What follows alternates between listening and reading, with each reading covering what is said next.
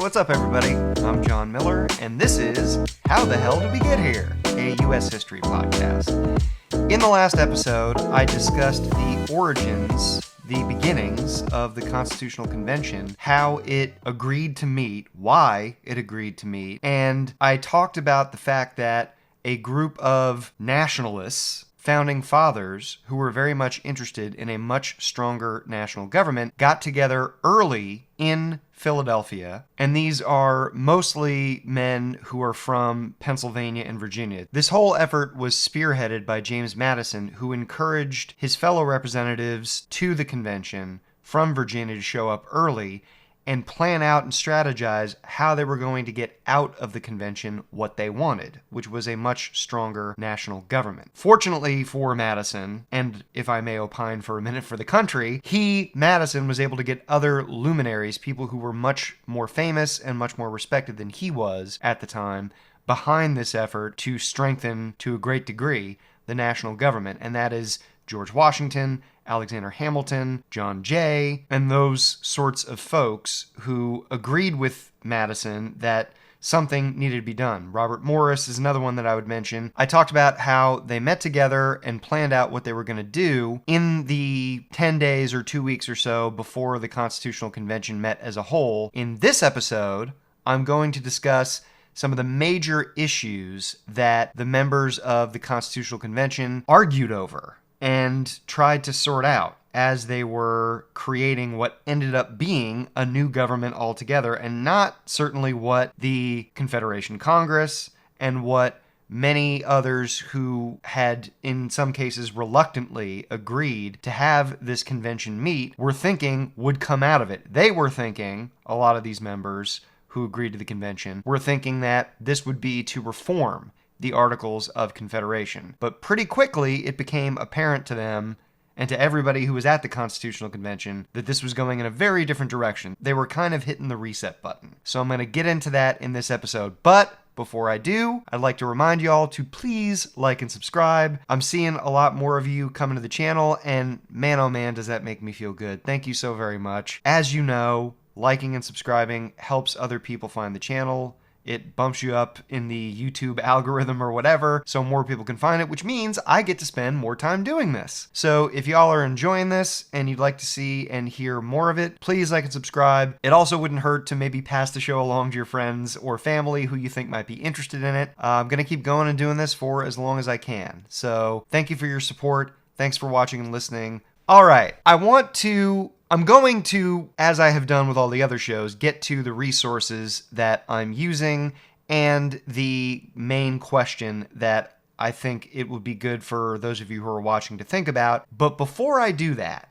I want to do something a little bit different from what I've done in the past, and that is to introduce this episode with an article from America's finest news source, The Onion. This article is entitled, "Area Man, Passionate Defender of What He Imagines the Constitution to Be." I'm sure many of you are familiar with The Onion. You know it's a satirical news website, and that's what this is. It's satire. And what is it satirizing? Frankly, the notion that many people who claim to be big fans of the Constitution, big supporters of the Constitution, loyal to the idea of preserving the Constitution, don't have a fucking clue what's in it. And it's not exclusive to any part of the political spectrum. There are people who are more conservative that claim to be admirers and lovers of the Constitution that don't know what the fuck is in it. And there are people who are more liberal who claim to think that the Constitution is the most important thing humanity's ever done, and they got no idea what the fuck is in it. This article kind of speaks to that. It starts off by going after a more conservative type guy, spurred by an administration he believes to be guilty of numerous transgressions. This is published in November of 2009, so it's talking about the Obama administration at this point. Spurred by an administration he believes to be guilty of numerous transgressions. Self-described American patriot Kyle Mortensen, 47, and you should see this picture. It's like if you imagined what a white middle-aged Tea Party guy looks like, this is the guy. This is whatever you're picturing, this is him. Self-described American patriot Kyle Mortensen, 47, is a vehement defender of ideas he seems to think are enshrined in the U.S. Constitution and principles that brave men have fought and died for solely in his head. Our very way of life is under siege, said Mortensen, whose understanding of the Constitution derives not from a close reading of the document, but from talk show pundits, books by television personalities, and the limitless expanse of his own colorful imagination. And it goes on like that. But it is, as I said, not just targeted at more conservative folks. There's a quotation here, "Dad's great, but listening to all the talk radio has put some weird ideas into his head," his daughter, Samantha, a freshman at Reed College in Portland, Oregon. "He believes the Constitution allows the government to torture people and ban gay marriage, yet he doesn't even know that it guarantees universal health care." Of course, none of that is in the Constitution. But what actually is in the Constitution, and how did it become that way? That's what I'm going to get into in this episode. And hopefully by the end of it, you'll have a much better idea of what's in it and how it got there. I'm not going to get through everything today, but I'm going to get through some of the most important issues that came up and how they were resolved. I will link to this article from The Onion in the show notes, by the way, if you want to check it out. It's funny. It's worth a read. I'll go ahead and get into the usual stuff at this point. First, the resources that I'm using, and they haven't really changed much from the last couple of episodes. There is The American Pageant, an AP US history textbook that I've been using the whole way and will continue to use. Give Me Liberty, another AP US history textbook, and they're both great for kind of the basics, the fundamentals. The Glorious Cause, The American Revolution 1763 to 1789 by Robert Middlecoff. And then there are the two books that focus exclusively on the Constitution, how it was created, how it was ratified, and that is number one, Plain Honest Men, The Making of the American Constitution by Richard Beeman. And then there is Miracle at Philadelphia, The Story of the Constitutional Convention, May to September 1787 by Catherine Drinker Bowen.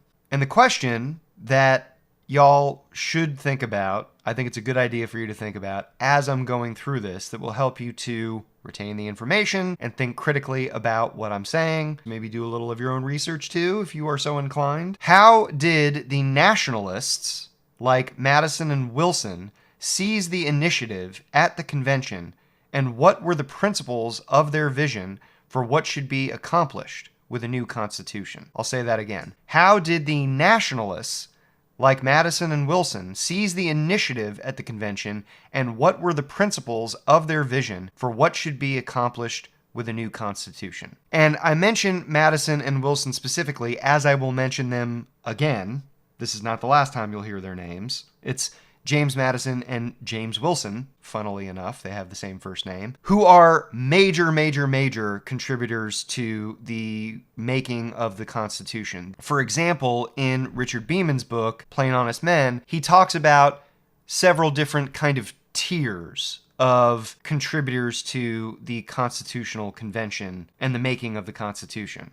And he mentions, does Beeman, Madison and Wilson as two of the indispensable men of the constitutional process. There's good reason for it. They were really important. I have said in previous episodes that if you were going to identify one individual, one of the founding fathers who is most responsible for the form that the Constitution took, you'd probably say it was James Madison, but James Wilson is another one who is very much in the conversation for most impactful member of the Constitutional Convention. All right, I'm going to go ahead and dive in now, and I'm going to start by going through the structure. The convention agrees very early to meet as what is called a committee of the whole. Now, what does that mean? That means that everybody who's at the convention is going to meet together all at the same time. They're not going to be split up into separate committees. Their decisions and their discussions are not going to follow as formal a process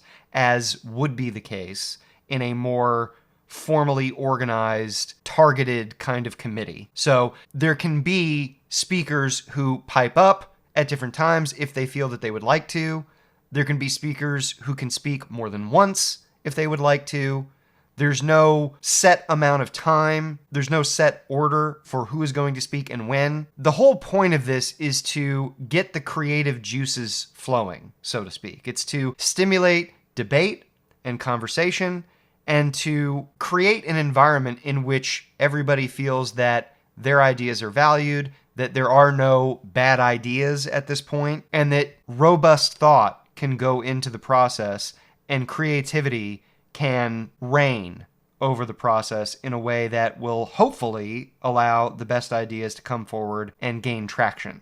That's the idea behind meeting as a committee of the whole. They also, in meeting as a committee of the whole, want to make it so that whatever discussions occur, they don't have permanent, set-in-stone ramifications for the process further along. Whatever resolutions they agree to at this point are very flexible and not meant to be thought of as decided, final say, no more debate, this is how it is. Again, all of that is there to foster an environment in which the best ideas can come forward, everybody can feel as though their voice is heard, and no one is going to feel as though the process has run away from them. One of the other big decisions that is made on the first day is that the proceedings will continue in secrecy. This is not going to be an open convention, and they're going to take whatever measures they have to make sure that their discussions are not made public in any way, not leaked to newspapers. They even shut the doors in the meeting hall to make sure that people outside milling around are not going to hear them, because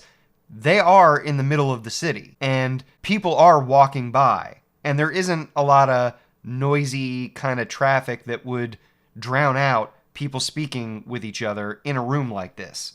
If somebody were to walk by, they could very easily hear Benjamin Franklin or James Wilson or Robert Morris talking about how the legislature is going to be structured. And that's not something they want, because they don't want ideas to get out in the public, out in the press, have those ideas get misconstrued or exaggerated or misinterpreted, and then derail the process altogether. They feel, I think justifiably, I think this was a smart decision, and I realize that it seems to a lot of people nowadays that secrecy is tantamount to corruption, and that you can't have an honest, publicly beneficial for the average person kind of process go on with people in power if there is secrecy in any way. And I get that. I understand that. So hearing that these meetings were held in secret might make some of you say, whoa, why'd they want to do that? That smells rotten. But the reality is that if people are going to speak honestly with each other and say things that maybe don't ever end up actually amounting to anything, they need to feel as though their words aren't going to be thrown back in their face.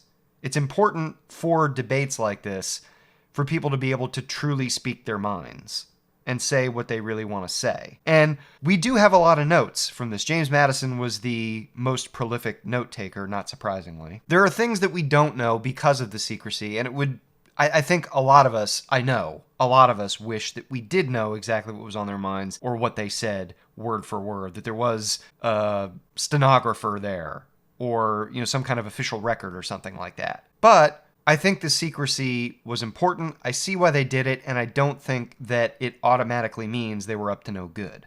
I think they just wanted to have honest debates, and they didn't want things to get out there in the public that would derail the process. So they agreed to secrecy. They agreed to this committee of the whole on May 29th, which is 4 days after the quorum is reached on May 25th. Edmund Randolph, one of the members of the convention from Virginia, from the Virginia delegation, who had been meeting with all the other members of the Virginia delegation and most of the members of the Pennsylvania delegation privately in the 10 days or so leading up to the full convention meeting together. Randolph, introduces the Virginia Plan, as it comes to be called. That's part of the reason that it's called the Virginia Plan. He's the one introducing it. He's from Virginia. And voila, there you go. But the other part of the reason is that representatives in the convention figured out pretty quickly that this was the brainchild of James Madison, and that George Washington and some of the other luminaries from Virginia were on board with this. Madison probably deserves the most credit for the Virginia Plan, for these resolves that Randolph is introducing. Randolph introduced them because he had so much clout. He was, as I've said in previous episodes, from perhaps the wealthiest, most storied family in Virginia. That gave him a lot of clout. He was not seen as a big partisan, as an ideologue, as perhaps Wilson and Madison and some of the others might have been seen. So his introduction of the Articles was received differently than if it had come from James Madison, who, in addition to being one of the most energetic voices of reform, Madison was also very young. And as a very young man, didn't command the respect that George Washington or Randolph or Benjamin Franklin did in the room.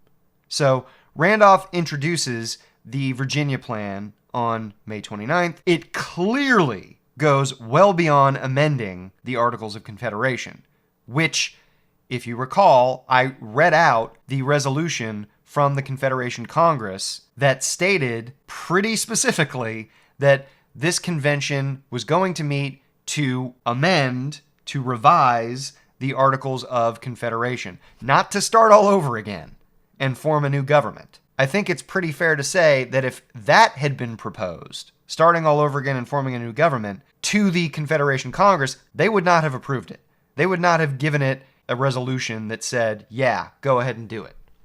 And that mattered, because there are some people at this convention, as I will get to, who were wary of this process, suspicious of this process, and were much more inclined to want to keep things as they were than to engage in some kind of radical reconstruction of the national government. So, what's in these resolves? Why are they seen as so radical? The first of the resolves, and I'm going to read out a few of them, and I'm going to just briefly sprinkle in some of the details of some of the other ones. I'm not going to read all 15. You can Google them, look them up if you really are that curious. The very first one says that a new national legislature would be composed of two houses, so a bicameral legislature as opposed to the existing unicameral legislature of the Articles of Confederation. The lower house of the two would be popularly elected. The upper house would be chosen by the lower house. So members of the lower house would vote for and choose the members of the upper house. There would be, and this is perhaps the biggest sticking point, the biggest disagreement of the entire Constitutional Convention, there would be proportional representation in both the upper and the lower house. That was vitally important to James Madison, to Gouverneur Morris, who's another representative in the convention from Pennsylvania, to Robert Morris, to some of the most ardent nationalists. It was extremely important. It was almost above debate that the legislature needed to be proportionally representative. And in their minds, that meant according to population or according to wealth or some combination of those two things, states would get more or fewer representatives. So a state like Virginia, which had a lot of population and a lot of wealth, would get more representatives than a state like Delaware, which was both small in terms of population and in terms of land area and in terms of wealth compared to a state like Virginia. The small states like Delaware, like New Jersey, had the sort of reaction that you might imagine. I'll get to that in a moment.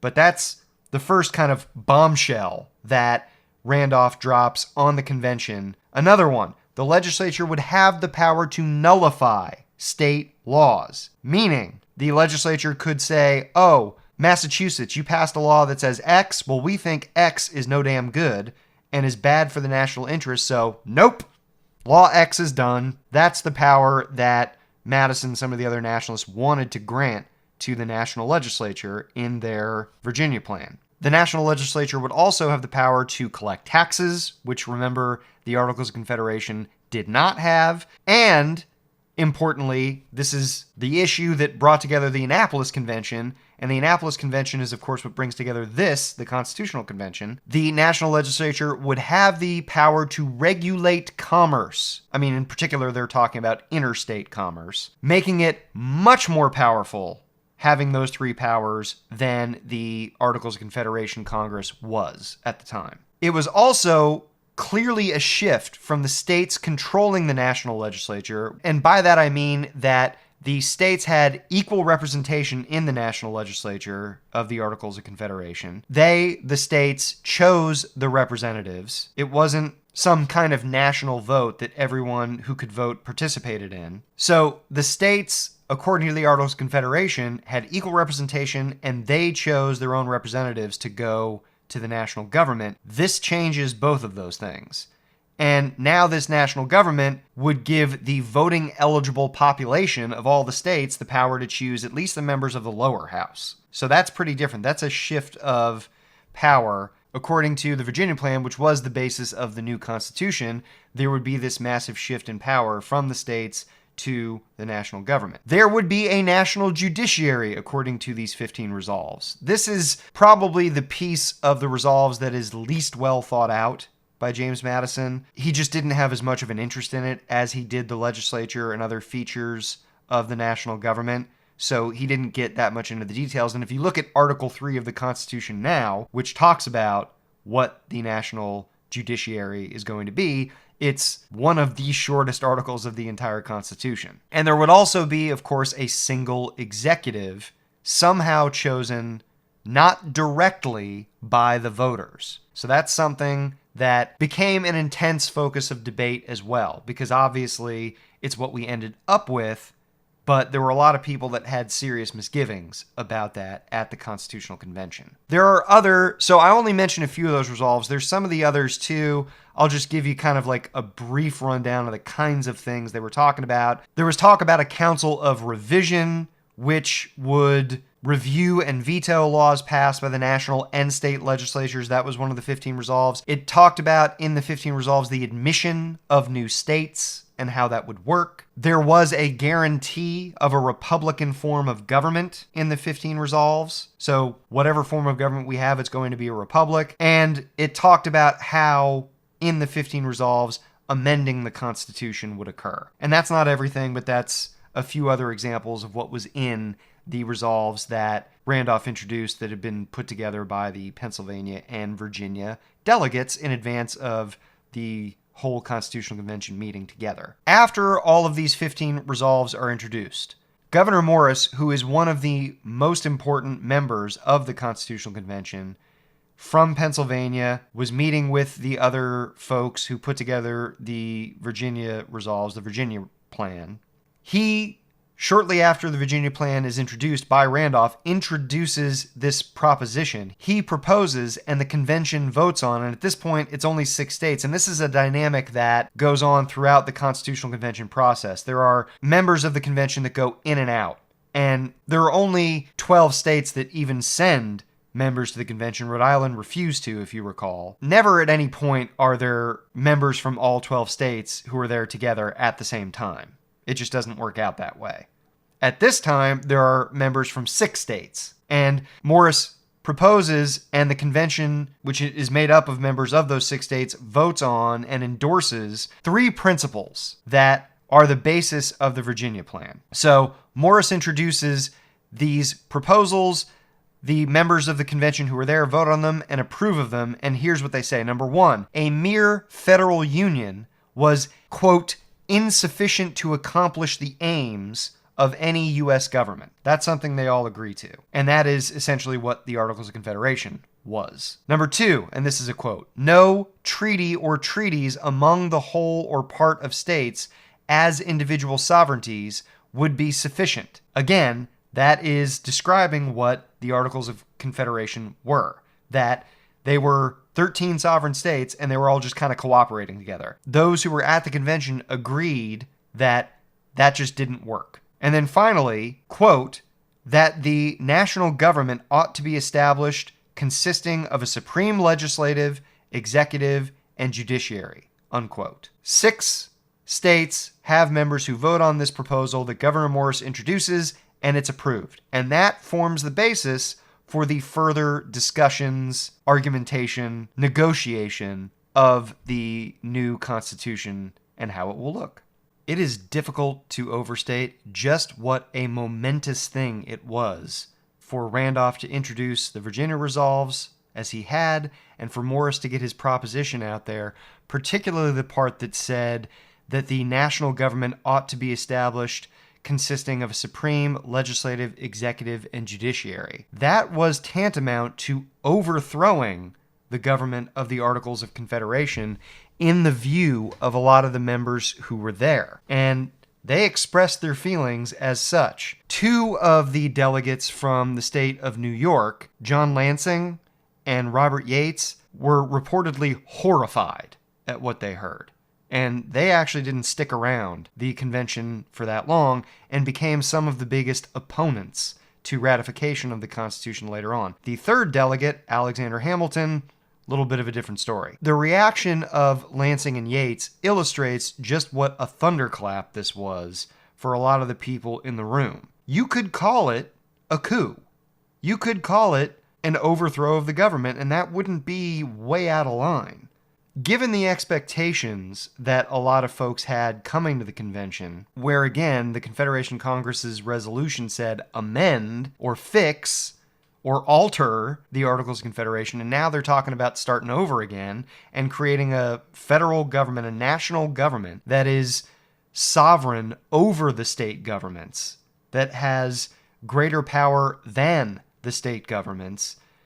That is quite a thing. As Beeman puts it in his book, it was declaring the supremacy of the national government and the end of the old arrangement under the Articles of Confederation to be over. So it's a big deal. There's speculation that had a guy like Patrick Henry been at the convention, remember he declined to go, in part because he was suspicious of the process, but also because he and a lot of other really important figures in the various states were concentrating on shoring up the governments at the state level, taking care of problems at the state level. They saw that as more important. I discussed this a little bit a few episodes ago when I talked about the fact that there was something of a talent or brain drain out of the national government in the later years of the war and the early post-war years, that some of the more impressive figures went back to the states and concentrated on things at the state level. George Clinton, he's another example of a guy from New York, not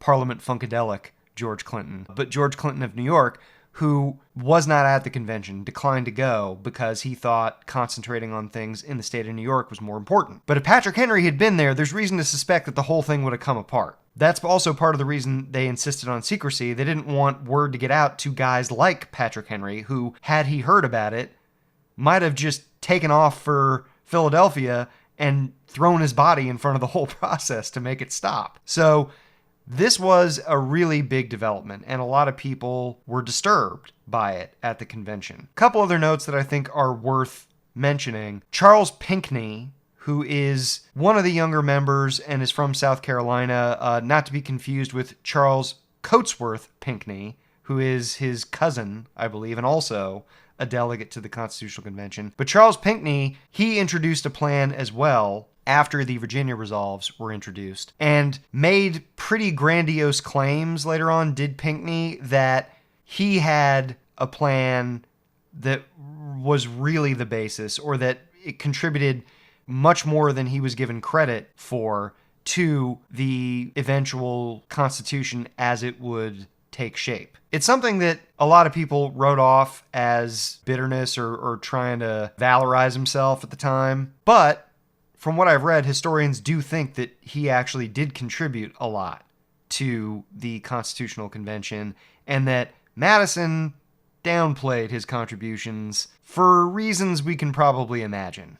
Because now Madison is the father of the Constitution, and that's what most everyone who knows even a little something about the Constitution thinks of when they think of it, is that Madison is the guy who more or less created the thing, and not Pinckney. Madison wanted the national government to be able to negate state laws if they were in contradiction of the national law, and that's different than just vetoing state laws. Like, he wanted the national government to be able to just say, this law is invalid, and even though it was passed already, we're voiding it, we're saying that it's in violation of the national interest, and therefore it's no good. But that didn't end up flying. The big point of contention, as I mentioned, was this question of proportional representation, and some small state delegates, as you might imagine, strongly objected to proportional representation, which makes sense given that they would seemingly be on the short end of things as small states.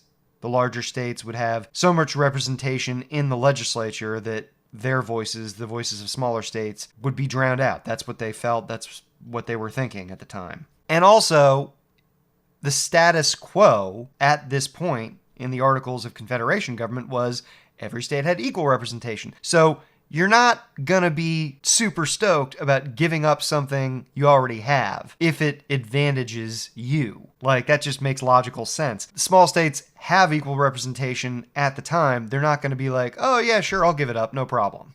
That's not generally how people work.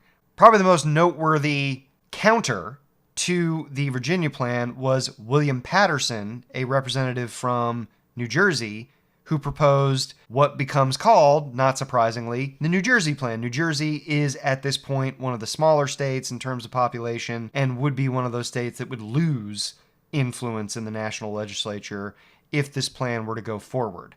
And he, Patterson, proposes equal representation in both houses, the upper and the lower house. His plan also did strengthen the legislature to some degree, though not as much as the Virginia resolves would have done. And there are some people who are very receptive to that notion. George Reed of Delaware was so upset that he threatened secession.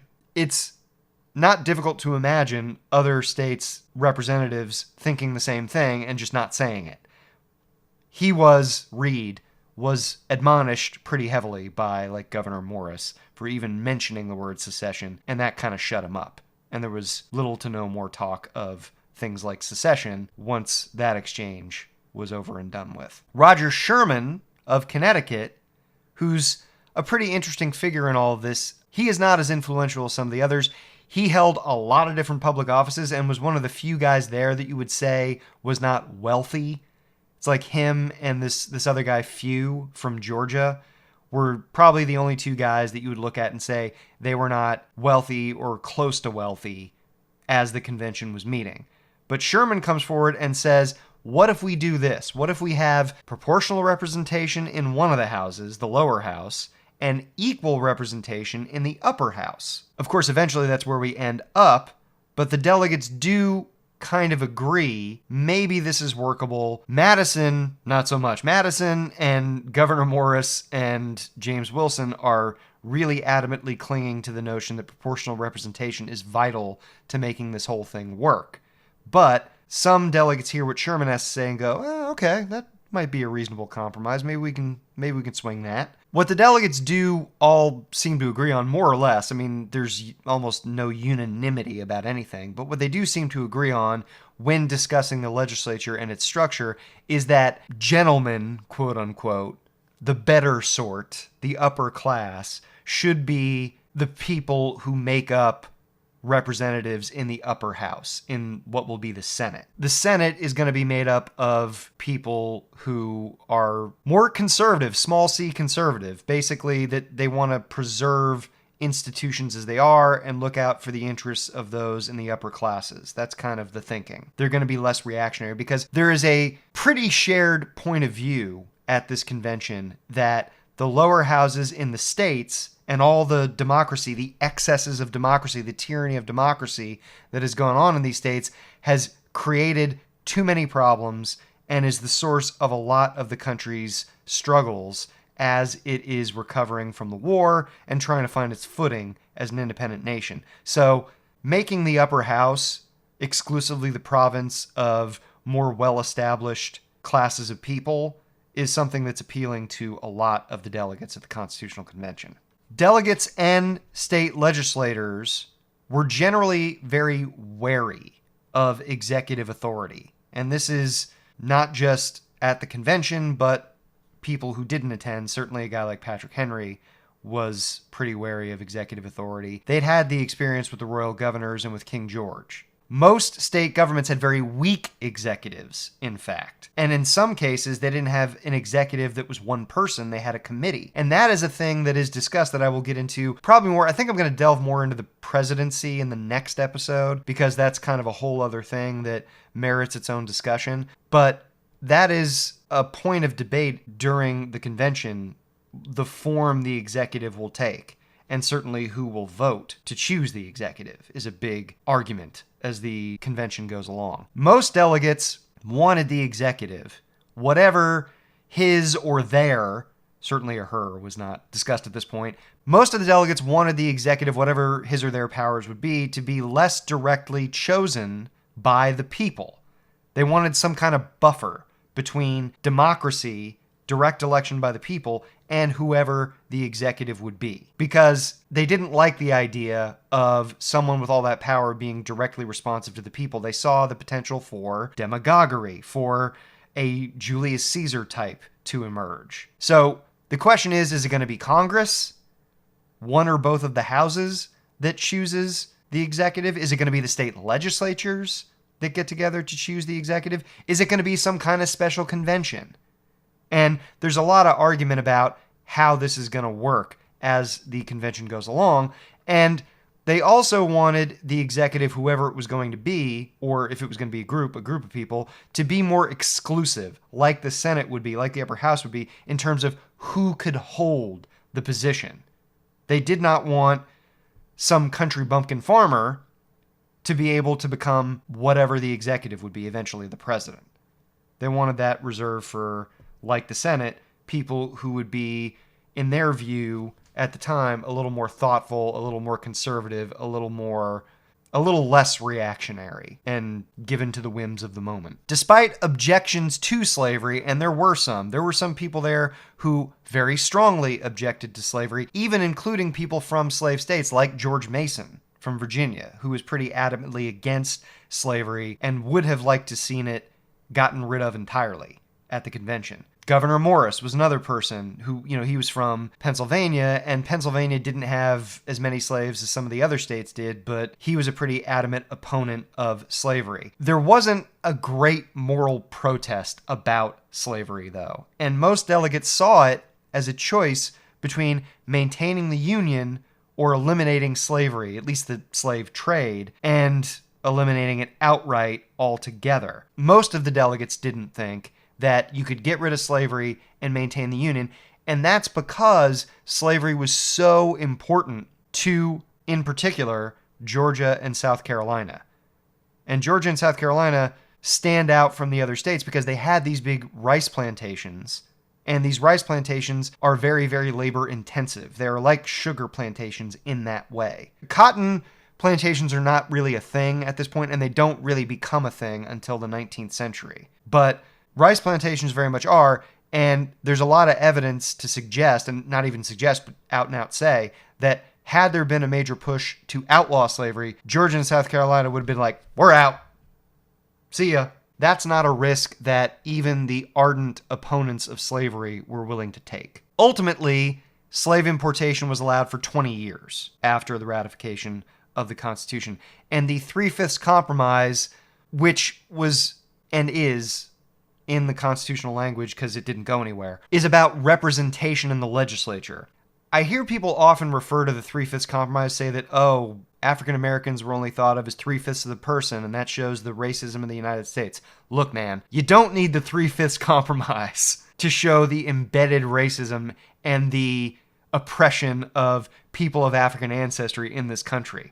There's plenty of other places you can look to find mountains of evidence of the United States as a place that was steeped in racist ideology, that abused and oppressed non-white peoples. There's plenty of that. The 3/5 compromise, to my mind, has always been something that people point to because it's easy and because it says they're 3/5 of a person, but really it's just for representational purposes. That's all it is. It's a way of giving the slave states some kind of representation for their slaves, but also not giving them so much that it would advantage them over states that didn't have a lot of slaves. It was really about how much representation are you going to get in the legislature for your slaves. And the way they came up with the 3/5 value was pretty arbitrary and not based in a lot of real good economic sense. It had to do with the dubiously calculated contribution to the economy by slaves. I mean, it was just some random formulation they came up with kind of on the back of a cocktail napkin. Yeah, I mean, it's one more thing that points to the very troubling and sad history of racial relations in the United States, but it's far from the first thing I would go to when I talk about evidence that the United States has had and has a race problem. Anyway, it was accepted as a compromise that would give the slave states a little more representation, but not so much that it would give them a huge advantage. So how were some of these problems resolved? I think that's the next big question to explore. And to solve a lot of these problems, there are committees that are put together. There are a number of committees over the course of the Constitutional Convention that are put together to try to mostly resolve problems and solidify the language of the articles that are in the Constitution. Two of the most important are the Grand Committee, or the Committee of Representation, and that has to do with the legislature mostly, and the Committee of Detail, which has to do with sorting out the actual language of the Constitution, but that's not the only thing. By the end of June, so remember that the Virginia Resolves are introduced on May 29th. By the end of June, there appeared to be an impasse about representation in the legislature, and it was decided that a special committee should be put together to work out a compromise. They just could not get past this proportional representation versus equal representation debate. The small states were clinging pretty hard to equal representation. Guys like Madison and Wilson were clinging pretty hard to, no, we need to have proportional representation. The Grand Committee, containing one delegate from each state, is formed on July 2nd. And on July 5th, the Grand Committee, led by Elbridge Gerry, who is a delegate from Massachusetts, presents Benjamin Franklin's tweak of the Connecticut Compromise, which had been introduced by Roger Sherman. Though Madison, Pierce Butler, Governor Morris railed pretty hard against anything non-proportional, by July 16th, after a lot of debate, and when it looked pretty bleak there for a while, there were people who were writing back home that things were breaking up and they were going to leave and no resolution to the problems of the Articles of Government was going to be reached. But by July 16th, the Connecticut Compromise passes and the day is saved. And the biggest hurdle for the Constitutional Convention to overcome is cleared. On July 21st, the basic contours of the judiciary are discussed. What will eventually be accepted is proposed by Nathaniel Gorham, who is a delegate from Massachusetts. The tricky issue of appointments, how the judges and justices are going to be appointed, is dealt with by presidential appointment and senatorial approval, therefore giving some checks and balances. And that is a consistent principle throughout this process. The delegates want to make sure that no one branch is going to be far more powerful or far weaker than the other branches. I don't know how good of a job they did in the assessment of things. I mean, they tried. They're kind of working from nothing at this point. I mean, they're charting new territory. Nothing like this has been done at this time. Nothing like this had been attempted. And so it's difficult when you're trying to find your way and there's no path. But they knew that they wanted to have these three branches of government and that they didn't want any one branch to be much more powerful than the others. And this is an illustration of how that would work, that the president would choose appointments for the judiciary and that the Senate would have the responsibility in the legislature of approving those appointments. The difficulty over defining various aspects of the executive and judicial branches had a lot to do with the delegates attempting to configure the separation of powers and checks and balances because they didn't exactly know what to put where. That's what happens when you're walking down a path no one has tread before. You're going to have some difficulties that need to be sorted out, and you don't have an example to look at to guide you about like how this was done. They're trying to figure this out, and they know they want this balance of power among the branches, and different branches have different powers, and different branches to have the ability to stop other branches from doing what they could do. But how that's going to look exactly, that takes some figuring out.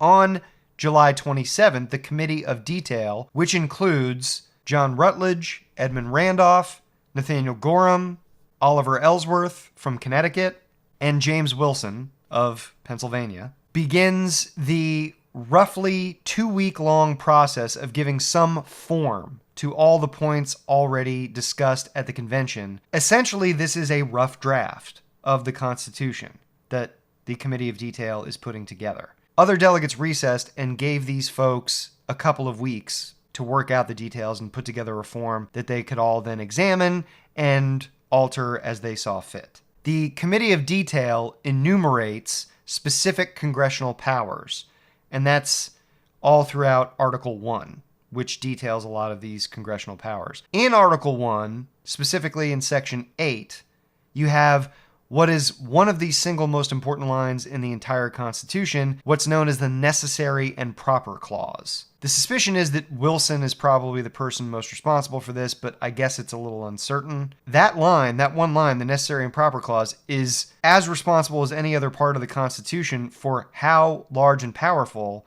the federal government has gotten since the Constitution was put into place. There's another clause, the General Welfare Clause, in Article 7 that I'll discuss in the next episode. Those two do a lot to make constitutional in the eyes of those interpreting the Constitution and those seeking to expand the federal government's powers. They do a lot to make those things possible.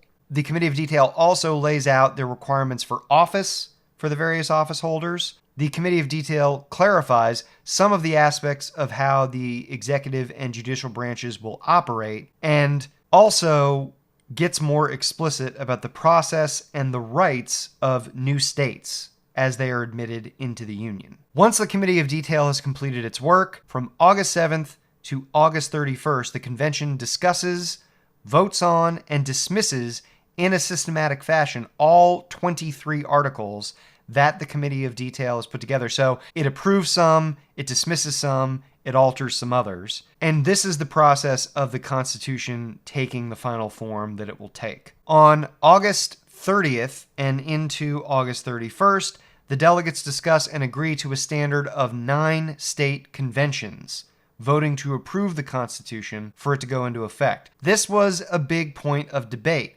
How is this thing that we're creating, this whole new government that we're putting together, how are we going to decide that it's valid, that the states have agreed to it, and that it's going to go into effect? And what they come up with at the end of August is this standard of 9 states have to ratify it. What they really want is all of the states ultimately to ratify it, but for it to at least go into effect. They don't want to require unanimity, because that is a really high standard, and they've already seen what the standard of unanimity does to how things can move forward. So they agree to 9 of the states have to approve it. They dismiss the notion of having a special convention put together by the states that will then possibly amend the Constitution and approve it or not approve it. They think that's going to be too messy, and they recognize that this is going to be messy anyway, and they don't want to make it any more chaotic, and therefore reduce the likelihood that this thing is going to be approved. Final thing I'll mention before I get out of here in the episode, the slave trade was ultimately accepted for a 20-year period, as I discussed. In exchange, this was a negotiation for a simple majority of Congress approving laws having to do with commerce, either international commerce or interstate commerce. What they called still, even though they still had to have a bitter taste in their mouths from the experience, navigation acts. So those who wanted to maintain the slave trade were able to do so for a period of 2 decades in exchange for their votes in favor of Congress's ability, using just a simple majority and not like a 2/3 majority, to regulate commerce. There was also a fugitive slave law that was added to that was pretty basic, not nearly as agitating, upsetting as the fugitive slave law in the antebellum period. The new fugitive slave law put into effect in the 1850s would be one of the big things that would lead toward the Civil War, but that's another story. We'll get into that some other time. So, hopefully you learned a lot about how the details of the Constitution were hammered out and what things were most important to the delegates, and just how big of a step this was. It's, as I said a little while ago, it's difficult to overstate just how sharp a departure this was from the way things had been, and what a radical step it was in the minds of so many people who later voted on ratification, and even folks who were there as a part of the Constitutional Convention. It was a revolution of sorts. You could call it that. I would not disagree with saying that the Constitutional Convention was a kind of revolution. So thanks very much for listening, as always. I really appreciate you guys tuning in. Please like and subscribe. Please tell your friends and family if you think they might be interested. I really hope I keep getting to do this for quite a while. I'm enjoying it a lot, and I really hope you folks are getting a lot out of it. If you'd like to contact me with any feedback, questions, comments, suggestions, I'm all for hearing it. You can reach me at howthehelldiwegetherepod@gmail.com. You can also leave me a voicemail or a text at area code 951-525-5536. Thanks again. I will catch you all next time. Take care.